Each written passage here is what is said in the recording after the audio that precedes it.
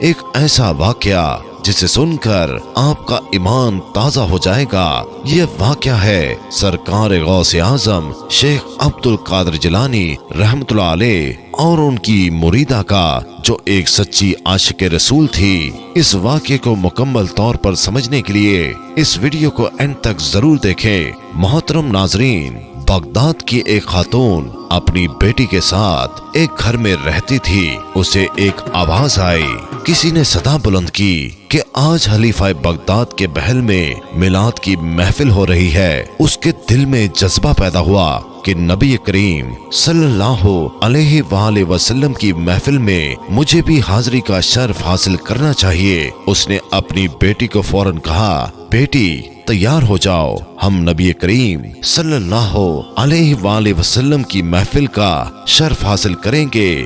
وضو کرو، نئے کپڑے پہنو، کیونکہ نبی کریم صلی اللہ علیہ وآلہ وسلم کی محفل میلاد ہوگی۔ اور سنا ہے کہ علاقے کے بڑے بڑے علماء، بڑے بڑے صوفیہ وہاں آئیں گے۔ مدینے کے تاجدار نبی کریم صلی اللہ علیہ وآلہ وسلم کی بارگاہ میں عقیدتوں کے پھول نچھاور کریں گے۔ آؤ بیٹی تیار ہو جاؤ، یہ موقع زندگی میں بار بار نہیں ملتا۔ عظیم علماء موجود ہوں گے، عظیم ثناء موجود ہوں گے۔ آؤ بیٹی، ہم بھی محفل میں حاضری کا شرف حاصل کرتے ہیں۔ وہ ماں بیٹی دونوں حضور اکرم صلی اللہ علیہ وآلہ وسلم کی محفل میلاد میں حاضری کا شرف حاصل کرنے کے لیے خلیفہ بغداد کے محل میں جاتی ہیں اور دیکھتی ہیں کہ سامنے ایک دربان کھڑا ہے۔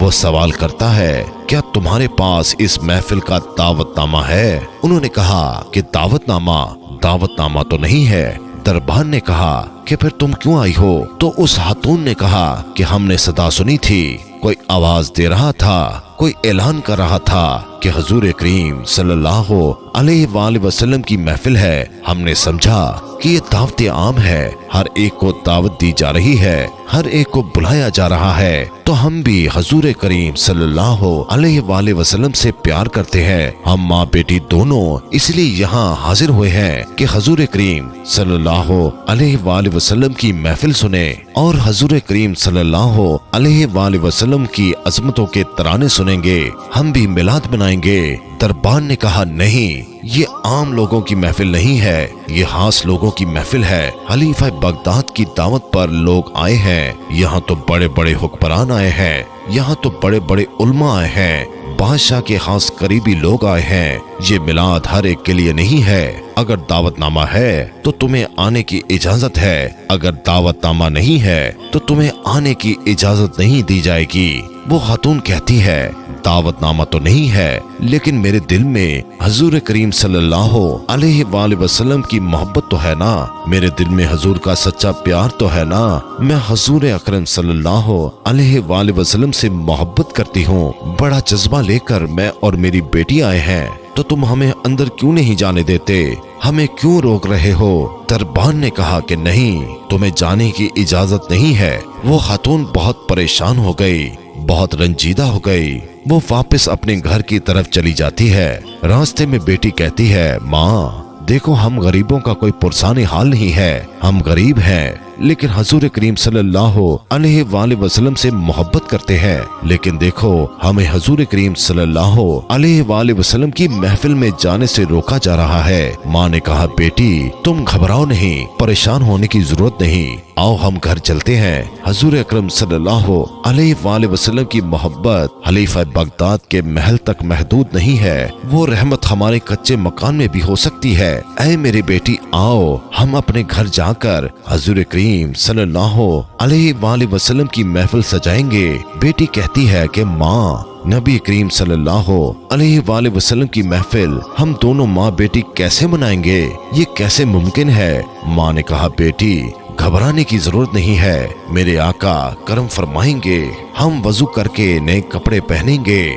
نئے کپڑے پہن کر آقا کی عظمتوں کے ترانے گنگنائیں گے۔ مجھے جو بھی میلاد مصطفیٰ صلی اللہ علیہ وآلہ وسلم کے معجزات اس وقت یاد ہیں، میں آقا کا میلاد بیان کروں گی، آقا کی نعتیں پڑھوں گی، تجھے سناتی رہوں گی، تو سنتی رہنا، یہی ہماری محفل میلاد ہے۔ बेटी ने कहा ठीक है हम चलते हैं। वो दोनों घर चली जाती हैं। माँ बेटी दोनों घर में बैठे हैं। मिलादे मुस्तफा सल्लल्लाहु अलैहि वसल्लम के मौज़ात बयान कर रही हैं और बेटी की आंखों में अश्कों की बरसात जारी है। वो माँ कहती है आका की आमद पर ये दुनिया सज गई। आका जब आए हर तरफ नूर ही नूर था, हर तरफ रोशनी ही रोशनी थी और यूं पूरी रात इसी तरह गुजर गई। वो अशार पढ़ती रही, वो बेटी सुनती रही।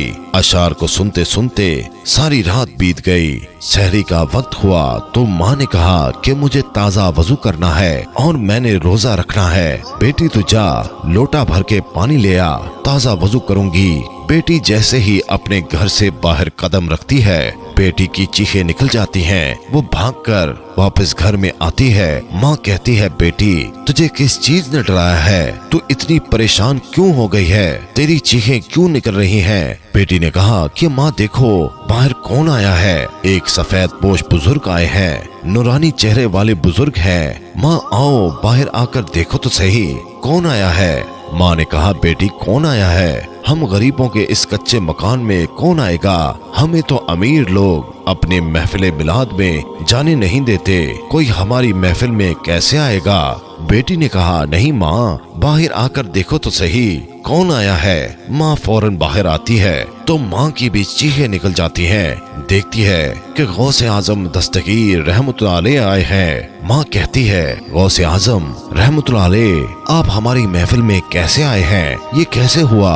और वो औरत देखती है कि सरकार गौसे आजम रहमतुल्लाह अलैह दहलीज को चूम रहे हैं, चौखट को चूम रहे हैं, उस घर की दहलीज को बार बार चूम रहे हैं। वो औरत हैरान हो जाती है और हैरानगी में पूछती है कि आप सरकार रहमतुल्लाह अलैह हमारी महफिल में आए हैं, आपकी हमारे कच्चे मकान में आमद हुई है, ये कैसे मुमकिन है? कैसे आना हुआ? और हमारी दहलीज को बार बार चूम क्यों रहे हैं? आप ये हमारी दहलीज क्यों चूम रहे हैं? सरकार गौसे आजम शेख अब्दुल कादिर जिलानी रहमतुल्लाह अलैह ने कहा मैं तुम्हारी दहलीज को नहीं चूम रहा, मैं तुम्हारी चौखट को नहीं चूम रहा। अरे देखती नहीं अभी मदीने वाले आए थे, कौनैन के वाली आए थे, उनके कदमों के निशानों को चूमने के लिए शेख अब्दुल कादिर जिलानी खुद आया है। सुभान अल्लाह कि मोहम्मद से वफा तो हम तेरे हैं, ये जहां चीज है क्या लोहो कलम तेरे हैं। तो मेरे प्यारे दोस्तों, मेरे आका सल्लल्लाहु अलैहि वसल्लम की महफिल सजाने वालों, उनसे मोहब्बत करने वालों, उनसे अकीदत रखने वालों, याद रखो आप सल्लल्लाहु अलैहि वसल्लम की नजर के तलबगार हैं। हम यही आरजू रखते हैं, यही इल्तिजा रखते हैं कि आप सल्लल्लाहु अलैहि वसल्लम की निगाह मिले। अगर उनकी नजर मिली, अगर उनकी शफात मिली तो कयामत के दिन अल्लाह रब्बुल इज्जत से वो हमारी सिफारिश करेंगे। अल्लाह रब्बुल इज्जत से यही दुआ है कि हमें नबी करीम सल्लल्लाहु अलैहि वसल्लम से सच्ची मोहब्बत करने और उनकी सुन्नत पर अमल करने की तौफीक अता फरमाए। आमीन सुम आमीन।